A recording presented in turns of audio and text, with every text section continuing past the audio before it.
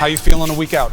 I'm excited. The town hall last night. Button my coat, but I think I'm too fat. So. We are all, on the Democratic side, having a spirited debate about the issues we care about. The most significant vote and issue regarding foreign policy that we have seen in this country in modern history was the vote on the war in Iraq.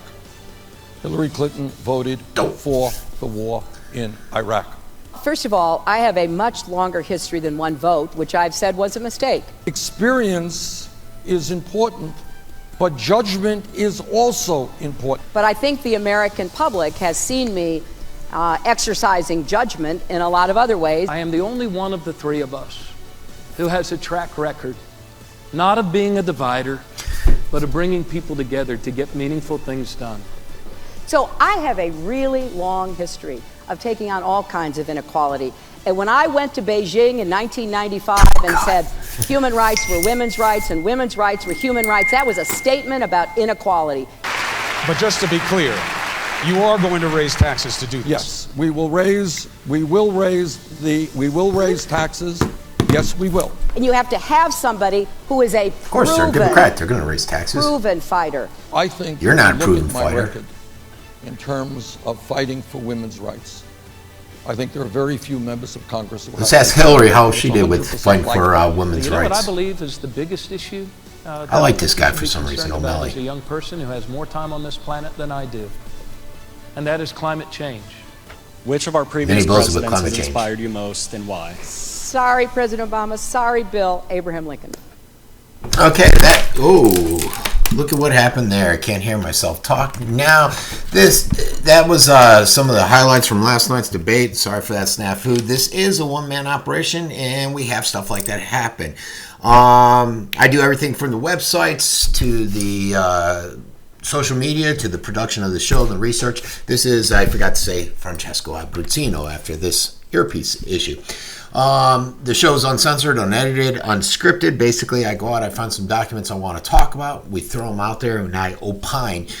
We generally will start the show with some of the headlines from my Scoop National News. We'll review those for a few minutes and then I'll go into special issues that I want to elaborate further on and we'll cover those. So let's go ahead and get started with the Scoop National News. See what's happening on that Facebook page. This was just interesting. I put out this yesterday where they have these freak waves that are rogue waves coming in, and this is a large one that came in and just knocked this car. Watch. You'll see it again. It's going to replay. That's some power there, and it's just a rogue wave out of nowhere.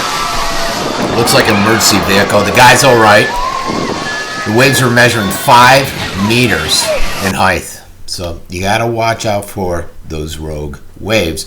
This is just an incident where a truck came plowing through and almost took out a sheriff. He was hit. The deputy was hit by the truck, but he survived. He was not killed in the incident. Some ladies out there protesting, and this is a photographer, and they're out there putting some powerful photos to show that woman never asked for it. Just because they dress a certain way doesn't mean it's an invitation to come and take advantage of them. Let's see. Warning contains distressing footage. This is an individual that got hit by a car when flying up in the air. Boom, there you saw it there. And they're looking for him. Now, this is actually Sky News, and it's out of Europe. I do have an international following, so I did put it up there just in case anybody from England is watching it. And let's see, 2 Florida children reported missing, and the concern they have with this is that they're with their father, who coincidentally is wanted for murder. And what a shame. We only have 2,600 people interested in that, but we have 3,500 interested in the guy that got hit by a car. This lovely lady, woman to fake cancer to get $25,000 in donations and trips, and this is one of the reasons why I hardly ever put out those GoFundMe people request unless I can verify who they are and I know that it's going towards a specific cause, because there's too many fraudsters like this idiot out there. So that's why when you guys send them to me, I just ignore it, because if I start a conversation and say no, we're not going to do it because of this, it ends up back and forth and there's no winner in it. 7-year-old accidentally shot and killed by another child inside the car. People, if you're going to have a loaded gun, put the safety on. Do not put it near your kids. Come on. Teen who died, possibly drinking racing fuel and Mountain Dew. It was a toxic mixture, which put him out. His demise. Massive brawl with some Muslim refugees at one of the camps after this others saw somebody drinking some alcohol. Don't get me started on the migrants. I'm trying not to talk about migrants today. This woman was jailed for calling the city too many times, New York PD, and they're famous for if you see something, say something policy. So this Bronx woman's been calling them and saying, hey, I'm seeing these drug dealers. Well, they decided to arrest her because she's called them just one too many times. This is next article is from Syrian Girl, and it's something that I like covering is just what's happening over in Syria and Yemen, because it's a humanitarian nightmare. And you're seeing a lot of stuff where ISIS is, obviously we know how bad they are, that they've committed many atrocities out there. And this is how 22 civilians were killed in Homs. Yemen's just as bad with Saudi Arabia. I put this up in God We Trust, where the Virginia Sheriff's going with this on their patrol cars, and because they feel strongly in their belief in God. I put it up because I know here we had was it an atheist? No, we had a Christian organization come in. They wanted to it was an atheist that came in. They wanted In God We Trust taken down from the city council, and it was on a plaque or something like that. They shot him down, and when I put it up on my local pages, my local scoop pages, it was a lot of conversation, a lot of discussion involving it, and that's why I put it up on here. It doesn't look like a lot of conversation, though, and people don't really care. This is some lunatics doing the typical road rage thing, and we'll watch it for a second. Keep your temper in check, folks. These guys did not do that.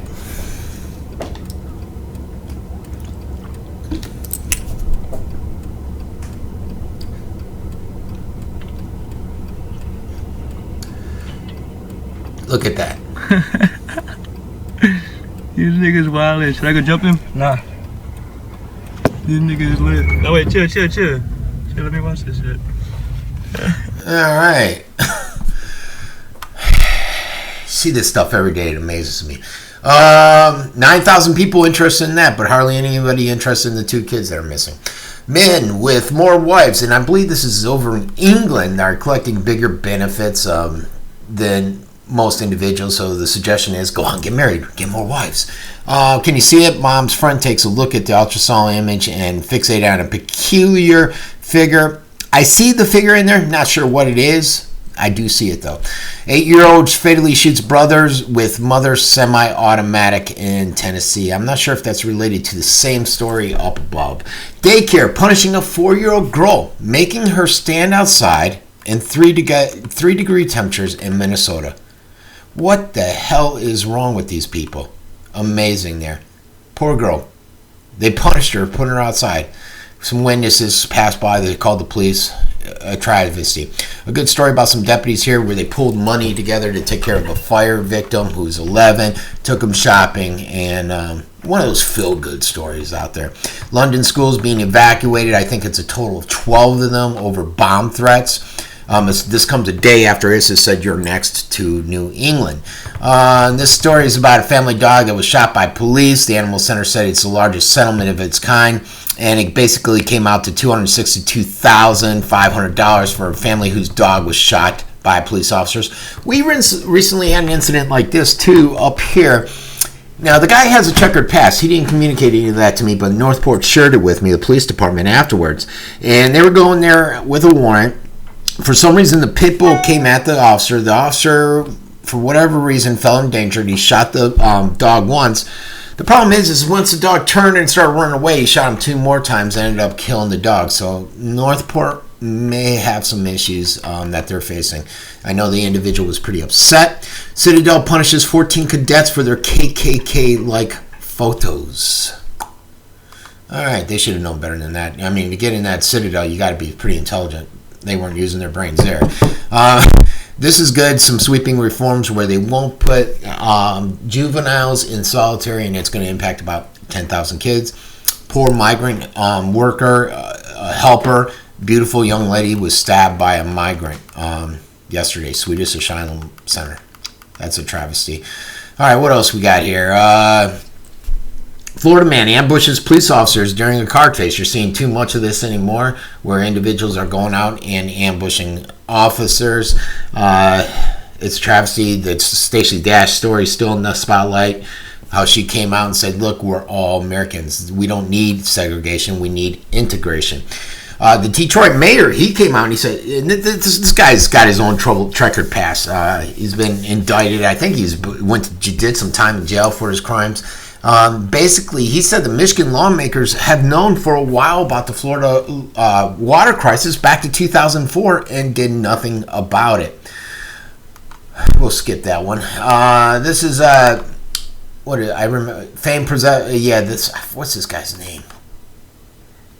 Oh God, MIT professor. I forget his name. He came out and said basically that the GOP is literally a serious danger to human survival. Oh, God, he's real famous. I can't recall his name. Clinton doesn't list self-defense as a valid reason to have a gun. She just doesn't think that's a good reason to have a gun. We're going to cover a little bit about her in a little bit. Bernie Sanders with Read My Lips. We saw it on the 2-minute preview where he is definitely going to raise taxes without a doubt. Some information about iPhone, and they may be getting smaller, 4 inches smaller. The Real Karate Kid. This is about a 9-year-old that's out there, and she just does phenomenal at competition with karate. 3 found dead at a gruesome crime scene in Florida apartment. What else we got here? Town hall stuff. This was strange to me.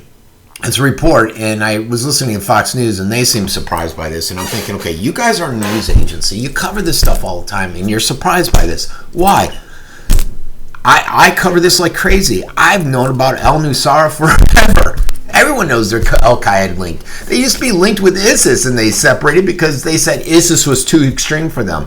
The FBI is coming out and saying that al-Nusra is just as dangerous, if not more so, than ISIS, and that you need to be concerned about them. So I was just utterly amazed that nobody knew about this or group like Fox News. Come on, folks. What do we got here? This was interesting. Let's take a quick look, listen to it. It's a pastor that was in jail in Iran, and he just talks about the harsh conditions being basically put in the same area with Al-Qaeda people and how he suffered beatings and everything. So let's take a listen. Yes, in interrogation, once they beat me very badly because they want me to write something that they want, which I didn't do that. They tried hardly to damage my reputation in Iran. So they asked me to write and sign the things that I didn't do that. And so actually it was in a courtroom, but the judge closed the door and the interrogators started beating me, which in that time I got a stomach bleeding. And they asked me the things that criminal prisoners do. So when I deny it, they start beating me, and they asked me to sign it, to write it, and I denied. And then when they saw it doesn't work, they let me go.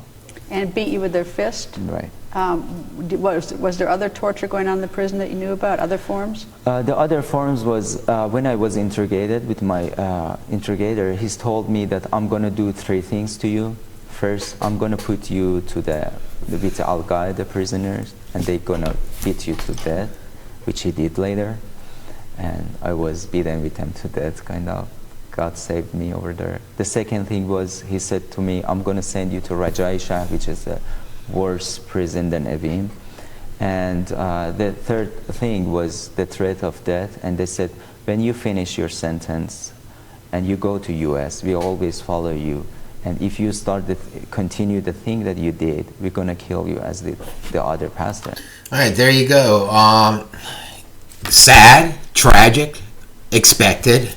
Over in a lot of these Middle Eastern countries, obviously the criminal law is a little bit different, a bit more harsh, and a bit more concerning. All right, so those are some of the major stories out there hitting the airwaves, and let's go ahead and get you back to this screen, and I did want to look at the market real quick. It was down 209 points. Yesterday, the futures market opens up in about 10 minutes. Futures have turned positive. They were negative. Let's see. This gloomy chart sees Apple's headed towards $70. It doesn't really say why. Probably earnings. I know earnings came out with 3 major companies, Apple being one of them, earlier.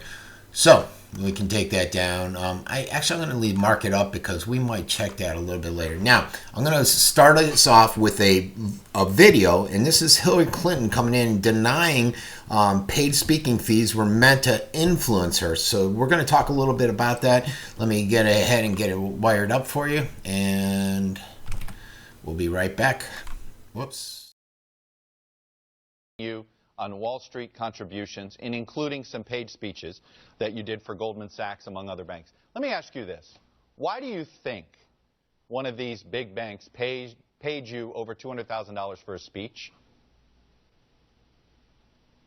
Well, look, I gave speeches to a wide array of groups, from healthcare groups to auto dealers and many, many more. And I think what they were interested in, because what we talked about was the world. Coming off of 4 years as Secretary of State in a complicated world, people were interested in what I saw, what I thought. They asked questions about matters that were on their minds. A lot of interest in the bin Laden raid, how such a tough decision was made, and what I advised the president. You know, I think Americans who are doing business in every aspect of the economy want to know more about the world. I actually think it's a good conversation You don't think they having. You don't think they expect anything in return? Absolutely not. You know, first of all, I was a senator from New York. I took them on when I was senator. I took on the carried interest loophole. I took on what was happening in the mortgage markets. I was talking about that in 2006. They know exactly where I stand. And I'll tell you, Chuck, it's really interesting to me that now Karl Rove has taken money from the financial interest to run an ad against me to try to influence Democrats not to support me. Why? Ask yourself why. Because he knows, number one, I know what must be done, and number two, I know how to get it done. Okay, I can only take so much of listening to that idiot. And look, Hillary Clinton she gave several private speeches to the big banks, to the healthcare industry, to everybody. Goldman Sachs, she earned $675,000. Do you think that she has that much knowledge that they're going to pay her that much money just to hear her speak? And you don't think there's any back room deals going on? Then I got some bridge to sell you. And it's not just Hillary. It happens with all these politicians.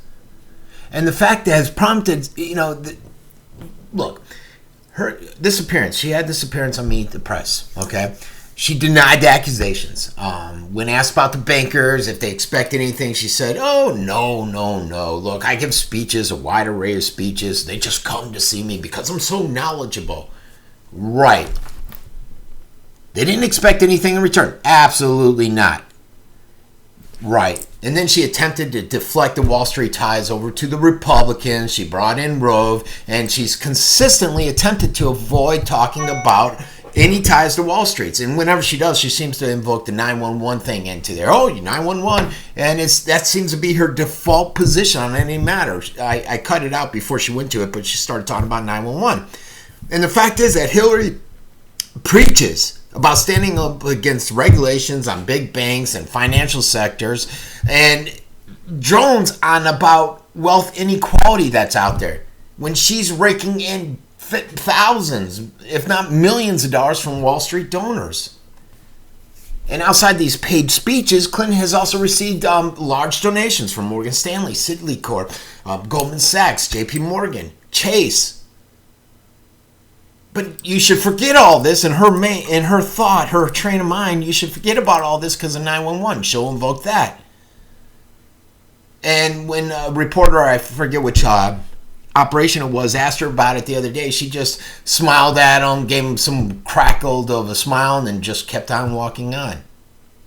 But I think her day's coming. And I think there's some truth to what Tom DeLay came out and said yesterday. And Tom DeLay, he's a Republican. He has a checkered past, but he came out. And he says that Loretta Lynch is going to get an indictment soon. Will she follow through with it? That's the question. And I should say Clinton's going to get an indictment soon from Loretta Lynch. And if not, he thinks that the FBI will go public with their findings. Because there's a lot of concern out there right now that if they present and suggest an indictment to Loretta, who takes direction from Obama, will shut it down. And so DeLay was on the Steve Malzberg show yesterday. Monday. And he said that they're ready to indict her, that there's over 1,300 classified documents out there that show just cause to go out with this indictment. And the state, and this is all despite the fact that the State Department's been dragging their feet. You got the FOIA request out there, and that's originally why she did the private server, is to avoid the FOIA request. So you got this one out there, they're dragging their feet, they're saying the snowstorm, it's going to be another month now. And out there you had confidential and beyond confidential issues out there, interest issues. And they're wondering too if there was a pay-for-play scheme involving the Clinton Foundation. That's another one that's been going on for 2 years, we found out. 150 FBI agents are on this. Do you think if it was just a fishing expedition, they'd have 150 agents on it? And everybody's been covering, Fox News, alternative media have been covering it. Major media, NBC, CBS, ABC have been saying, here's a little bit of information on it, but they keep on moving on. And the bottom line is I doubt that this Attorney General will follow her, do the honest thing, do the ethical thing, and bring charges. It'll turn into a political thing. And then we'll have to see what happens. Obama by then will be out of office. You can't do too much to them. It's just a joke. It's a travesty how politics comes into play here. And I find it utterly ridiculous. I did want to talk a little bit about ARCO. Came out because I've communicated about it several times, and it's just that whole cashless society. And this one was where one of the largest banks in Norway came out yesterday and said, look, we need to completely eliminate cash. And they've already started doing that. There's been already this slow transition to do it. That you see at a lot of the branches in Norway, they don't give you cash. They won't give you cash. They don't deal in it whatsoever. But now they're calling for just a blanket ban on the use of cash. And they're selling it as a way to crack down on criminals, on money launderers.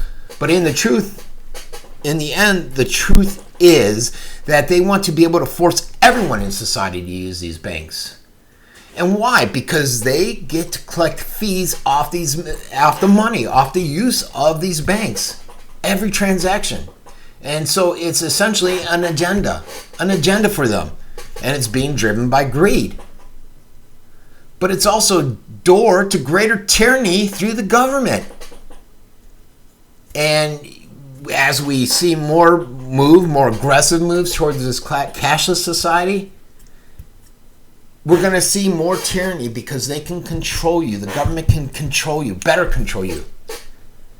It's not just Norway. It's happening in Denmark and Sweden, many nations around the globe where they got this. They say it's the mark of the beast system, and that it's rising up.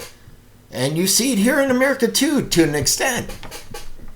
And again, just like in Norway, they're selling it here as a way to crack down on criminal activity, a way to crack down on money laundering. I'll go to the bank. I was at the bank the other day doing a deposit. Some lady came in. I think she was doing a deposit for her boss, and it was for a couple hundred or thousand, who knows, and they wanted the lady's name, and she's like, why? They're like, oh, because 911, we need your name to make sure it's not terrorist related, and they gave her that garbage, invoking 911, invoking the Patriot Act and all that stuff. Why? This lady's just giving it to him, but now her name's being dragged into it. So, they're hoping to catch more criminals out there.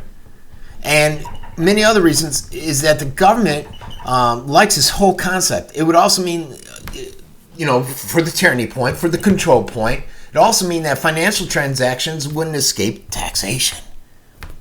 Taxation, the money that they'll get from that, because how much money is being hidden out there. They can watch, they can track, they can monitor everything you do more closely. And you're naive if you don't think they will do that. I keep forgetting the camera's up there. I keep thinking it's down here. But there'd be no escaping the bank the tyranny of the government if you go to this type of system. There's no way to pull your money out of the system. There would be no way to avoid these institutional European authorities. And so now, what do? What do you do now that we're seeing this push towards a cashless society? You see it in China, you see it in India, all over Europe. Many European countries ban cash transactions. You know, and at the epicenter of the transition to this whole cashless society is just that whole Northern Europe. You know, Denmark's big push to eradicate it by 2030. Sweden is almost complete with it. They don't want it. It just opens up that potential for tyranny, folks. Just imagine a world where you could not buy, sell, you couldn't get a job, you couldn't open a bank account without the system being involved. And that's essentially what it is. They're going to be involved because money's involved in just about everything, daily activity. If you choose to opt out, how are you going to survive? With no cash flow, you can't survive. Government can come in. They can set requirements. They can set participating in the system, the requirements to participate in it. They can make it illegal to sell anyone without the proper government-issued form and approval. You have to essentially require you to take some form of loyalty of oath or precondition for the enrollment. And this is why you're seeing this war on cash. This is why you see a lot of us that are concerned about it. And as a society, as you should be concerned too. And I wanted to bring that up because I saw that article again. And it's something that's worrisome. The other thing I wanted to talk about was just the Ferguson effect. This was another great article put out by, I think it was the Patriot Post that put it out. I don't share a lot of their stuff, but I read a lot of their information. And they basically came out and talked to how the FBI released the crime data last week, and it showed that murders increased by 6.2% for the first 6 months of last year. And the question is, does it validate the FBI director, Comey, does it validate his position out there that far more people are being killed in American cities this year over others, and it's far more people of color that are being killed in America, and the cops and it's not the cops that are doing the killing, it's the respective citizens in these cities. But why is this causing it? Why is this happening? What's the cause? And Comey thinks it's because the police officials are calling it that, the Ferguson effect. We've all heard that name, the Ferguson effect. And he's saying that there's a greater reluctance on the part of officers to go out there and engage these suspects over fear of being criticized or some kind of alleged discrimination, some kind of alleged abuse. Because we're in a society now where we all have the cameras, and a lot of times you're capturing a moment, but you're not seeing the whole thing. And I remember it was presented once. It was a video just to illustrate this point, and they showed an officer come in. There was an individual, African-American, 2 officers, and next thing you know, the officers shoot him. Well, if you first look at it, you think, wow, officers, why did they shoot him just out of the blue? Lo and behold, as you watch the film, they walk over to him with the film still rolling, not edited, and the guy had pulled out a gun on them. But you didn't see that in the film, which was interesting. But go back to this whole Ferguson effect. Ever since Michael Brown, that whole situation occurred, you got the Ferguson effect. And we all know what happened there. A bunch of rioting, ongoing mistrust, ongoing unrest, a lot of society, a lot of the city feeling endangered there. You had some irresponsible members of the media out there. They were enthralled with the hands up, don't shoot movement. And that's essentially where the whole Black Lives Matter started gaining some steam too. The grand jury met and they came out and said, hey, look, we did an investigation. We're going to exonerate Wilson. But Attorney General stepped in. He said, well, we're going to have a civil rights investigation, and the White House has essentially made it a racial issue with Holder's actions and commentary that was coming out of there. But a lot of people believe, the DEA and everybody else, the DEA, Chuck Rosenberg, that Comey is spot on, that there is a Ferguson effect out there, which is leading to higher levels of crime because the officers are more reluctant to go out there and do their job over fears of being seen as overly aggressive or as racial or whatever the circumstances. And so you got these new figures that came out. Murders increased like 9.9% in the Middle East, 8.6% in the South. The low overall crime rates are likely to bring little solace to this eye of the storm out there. You know, you got gun violence. According to many, it's skyrocketing year after year. But I don't think gun control will resolve that, because a lot of the gun violence comes from individuals that are getting their guns illegally. Gun control is meant to shut down the average citizen out there that's doing the right thing. But this whole cause and effect is like a double dose. First, you got almost any police shooting on a black person, no matter how threatening the behavior, no matter if it was provoked, it's going to anger protest. Acquittals of police officers who used deadly force against any black suspect, that will automatically be presented as a miscarriage of justice. We're seeing that in Baltimore, where they're having the trial now. The first officer, they came out and they said, look, we can't reach a decision on this. And it was a mistrial. They're having a second one now. I guarantee you, if there's a acquittal out there, Baltimore's going to be on fire. And I think many are concerned about that. So does that unjustifiably put pressure on the jury, on the district attorney, on everybody involved to ensure that this officer perhaps is prosecuted when perhaps he shouldn't have been under normal circumstances? And for the sentiment of Americans, it remains beyond comprehension how many of the progressives out there believe any criminals will abide by some kind of gun control, which is what they're all leading up to. Whenever you see these shootings, gun control, gun control, gun control. And if there's anything that illustrates a disconnect from reality here, is it's this whole gun-free zones. It's this whole, we need gun control because some criminal got himself on a gun. A lot of times you go out there and you look at how they're getting these guns, and it's through means that are outside of the system. Chicago, they have some of the toughest gun control laws in the nation, yet they have one of the highest shooting rates around. It's an urban dystopia there. You know, you got Rahm Emanuel. He's come out. He's been in the headlines lately. He spoke about how to reduce violence and restore people's trust in police. Rahm Emanuel. This is the same idiot that withheld a damning video of a police shooting of Van Dyke, Jason Van Dyke, shooting Laquan McDonald. The same guy. So he has zero credibility. Zero, especially with black residents out there, especially in Chicago. But if you look at the statistics that are available, there's little doubt that should be left in anyone's mind that there is indeed a Ferguson effect. There is police brutality out there, and sometimes it reaches concerning levels. You can call it the Ferguson effect or whatever you want to. But there's a cycle of greater reluctance on the part of police officers to engage anybody over fear of being criticized as being abusive or discriminative. And it's probably going to get a lot worse before it gets better. And this is something that should concern you.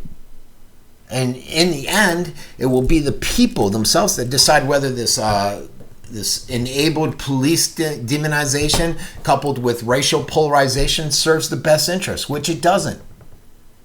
And unfortunately, though, it appears that they are forced to do so because of all the mayhem, all the murders that are taking place. It's a travesty in society, folks. But it continues on a regular basis. All right. Now I want to talk a little bit about... I talk about this a lot, and I talk about the middle class, I talk about the poor, I talk about what's happening in our society because it's concerning. To me, where's the market at? Let's see. The market just it opened up about 10 minutes ago, up 142 points. So it's taken off today. All right, there's your update on the market. Let's talk about the rich and poor and the middle class and how the middle class is essentially no more. The middle, and a lot of times I refer to, I've talked about it, the Oxfam analysis that came out. I've talked about it a few times. And the impact that it's having on society. And there's plenty of evidence out there to support work ethic of these poor people. They're great people. You know, they get out there, they want to make money, they try to make money, but sometimes they feel the system is against them. And rightfully so. Rightfully so, folks. The U.S. economy is generating a breathtaking wealth for the elites. The elites. And it's coming at the expense of millions of people at the bottom and in the middle, especially in the middle, since that's now dwindling. And there's becoming a gaping crack in the system. America's once glorified middle class is on its way to being relegated into the history books. It's disappearing. It's an artifact. Good paying jobs are disappearing. Climated by a robust union representation. Supportive government giveaways to millions of American families out there. You're seeing the poor and the very rich. And that's the segment we're starting to see. And it's a travesty. And, you know, some say the street is waking up, but it's not the street of reality. It's the street of Wall Street. And you get out there, you look at this raw economic data. The middle class has been in a grand funk for decades. Yeah, it didn't just come along because of Obama. It's a history of policies and actions by these governments. And the data out there revealed a disturbing trend, which I've talked about a lot, about income inequality. And in the end of to the end of America as a country, a society where everybody's guaranteed a fair shot to in the pursuit of happiness. And the country is cracking. It's cracking up between two warring camps. You got the super rich and the super poor. The middle class is gone. If you look at, you know, there's a few things that have led to this, a few things that are concerning. The decline in work ethics, the decline in values and morals, personal debt on the increase, rules favoring the wealthy, lack of economic opportunity. The list goes on. And how it impacts each and every one of us out there. And so where has all the wealth in America gone? When exactly did America's dream morph into a fantastic nightmare? I don't know. It's a significant fraction of rich people can evade taxes, and that's one of the reasons they want this cashless society. You got all these people that evade taxes, and they help their money disappear. But from the workplace to the halls of political power, Americans are certainly lacking any representation. The common American. And this is at what's root. Their present plight and the reason for this whole tragic demise of the once proud middle class. And unfortunately, without a healthy or a robust middle class, America will revert to a third world country. It will be ripe for serious social convulsions. The like that we've never seen. And are we, as a society, prepared for that? I don't think we are. You know, like I said, you got a lot of poor people out there, a lot of hardworking people out there. They're trying to make it. It's very hard on minimum wage here in Florida, $8.05. Who the hell can survive on $8.05 an hour? You know, 63% of Americans are work eligible, but they're poor. And many of the remaining people are plagued by rural unemployment. And the rural unemployment out there rate is higher than what we're seeing by the officials. It's 2 to 5 times higher than this 5% that we're seeing out there. You got immigrants coming in. They're comprising 13% of the population, but make up 28% of the small business owners out there. Why is that? That seems a little disproportionate. Poor families are more frugal. They don't waste their money. 2/3 of their money they get is spent on consuming food, the housing, consuming food, transportation, healthcare, insurance.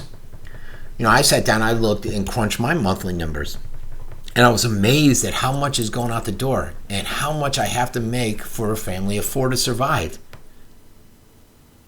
I was dumbfounded by it. I couldn't believe it. But this is the society we're in now. You got people like our elected officials. They ignore the values of the average American. They given the right opportunities, many of these low and middle income families could do a lot to improve America. But Congress only listens to the sound of money. And that's their policies, a lot of their legislation are going towards helping the rich. There was a survey that came out of 187 cities. And the National Law Center on Homeless and Poverty found that 18% of the cities out there impose bans on sleeping in public. 53% of the cities out there prohibit sitting in particular public places. You see this a lot. I go to my local McDonald's or Publix. Used to see 2 homeless guys sitting in front of there.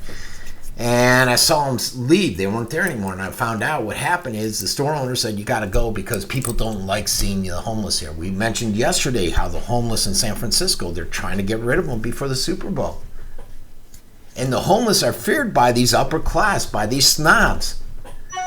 They're often arrested for non-existent, non-violent infractions. And they do this simply because they're considered offensive. You don't want to see this poor person there. So the people of means are offended by them. Remove them from the public space, please. We cannot see them here. But these are people that have personal problems.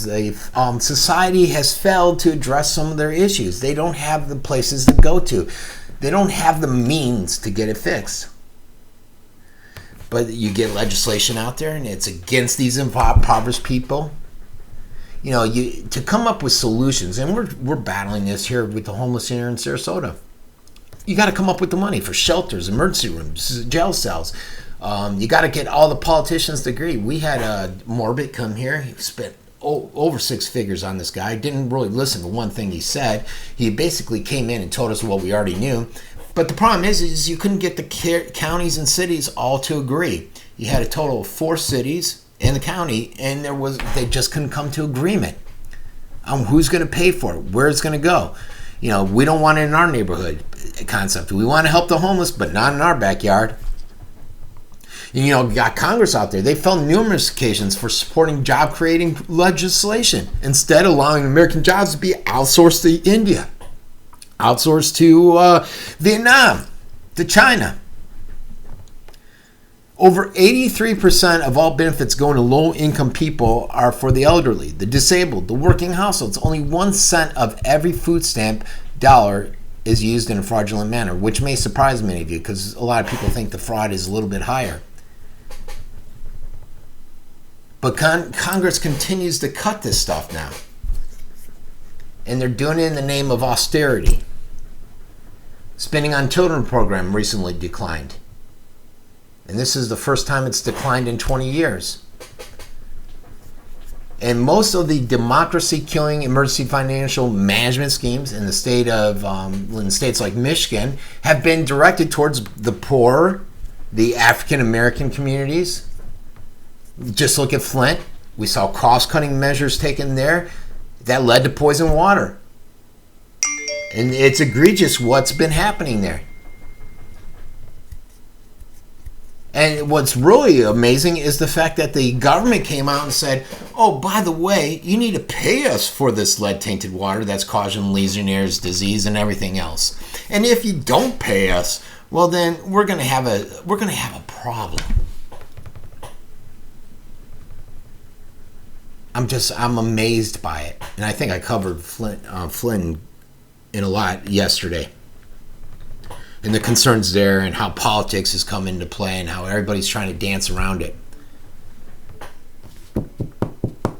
One last thing I wanted to talk about, I think I got like 10 minutes, is just the Fed. We had this whole, basically audit the Fed. That's what the terminology is out there in the bill that basically failed. You had all the Democrats, and I think it was only one Republican in the U.S. Senate that joined forces, and they said, hey, look, we're going to continue to protect the secrecy of the central bank. We don't want them to be transparent. We don't want them to be accountable. And they voted down the Audit the Fed bill, the legislation which would have opened this controversial bank of foreign owners to government auditors. It was Rand Paul that led this. He pushed for this. He wants, just like all of us, he wants to know why this got this stupid secret corporation. It's not a government entity, folks. It's a corporation. And they're out there without any audit, without any oversight, controlling the currency of the United States. And why is this happening? Why are we allowing it? This is legislation that was passed through in December back in the early 1900s by 3 senators. They passed it through. Next thing you know, voila, you got the Federal Reserve. And it's controlled by a company, by 6 international banks. They control our currency for the United States. And they won't even give us a look. We can't even take a glance into there to see what's going on. Even though they control our economic lives. They manipulate the economy, manipulate the finances out there. And given the federal government's drive to commingle money with the U.S. Treasury, with third world countries, Asia, Europe, the TPT, the TTIP, it's urgent that we need to persuade our reps to force this Fed to own up to the damage it and the shadowy government, the shadowy global bankers who run it and own it have done to our society, to the United States. They got these unelected governors. They go out, they're running these central banks, these unconstitutional central banks. And they have a stranglehold and monopoly on our society, on the flow of our money, on the flow of our credit. Ever since it was its inception in 1913, there has not been one audit or accounting to Congress about their activities. And the Federal Reserve's able to continue manipulating our currency. And if you look at it, it's almost worthless now. Congress just turns a blind eye, a deaf ear to the crisis, and calls on better control of it. And the fact is that ever since this Federal Reserve came in the early 1900s, the dollar has lost 95% of its purchasing power. Why? Because of the monetary policies of the Federal Reserve. Ben Bernanke, back in 2009, he came out, he gave testimony, he refused to reveal the committee members and their names of this institution. He basically said, we don't have to answer to you guys. We don't have to answer to anybody. The Fed owns the mint, the money, and it sets the terms of our loans. It makes the terms of the loans, it makes the Federal Treasury, which in turn are made out to us. And there is no product. There is nothing to be loaned other than worthless paper. That money is worthless paper. It's supposed to be backed by, it used to be backed by gold, but not anymore. And the Fed continues out there. They continue to accumulate so much power. And there's no lengths that global bankers will go to in order to control the populace, control us, control society. And with this, we've lost any hopes of trying to regulate or restrain them. And the power they have, the magnitude of their power, it goes beyond compare.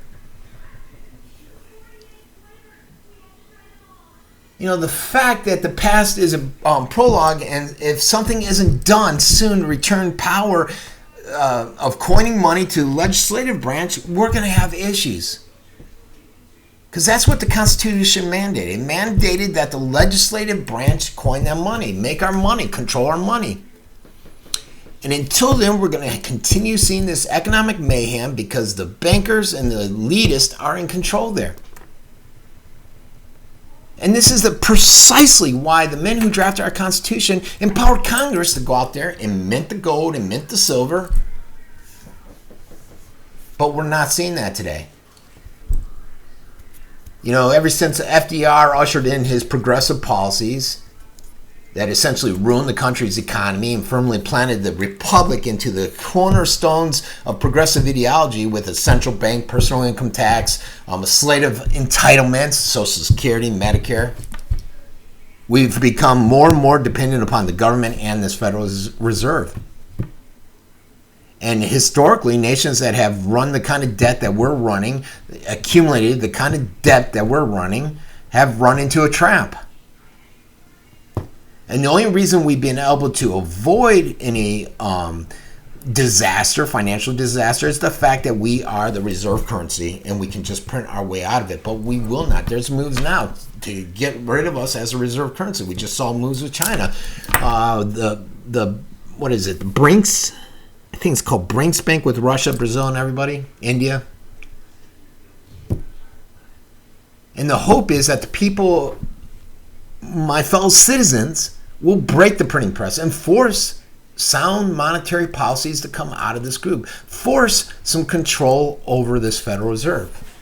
And that's what we need, folks. And until we see that, there's going to be dire circumstances, I'm afraid, I fear. All right. Oh, my daughter just texted me, some girl stole her jeans. Great. All right. This has been Francesco Abbruzzino. Visit the Uncensored Report. If you're interested in vitamins and minerals that are great, excellent quality product, go with Longevity. I have a banner which is probably to this side of the screen, I think. And also there's a link at the top.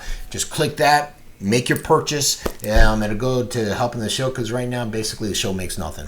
I've been doing this for the show. I've been doing for about 2 years. The pages for about 6 years, and so I got tired of dipping into my own funds. I put it out there, but the goal is for me to be able to communicate my message out there, which I'm being able to do.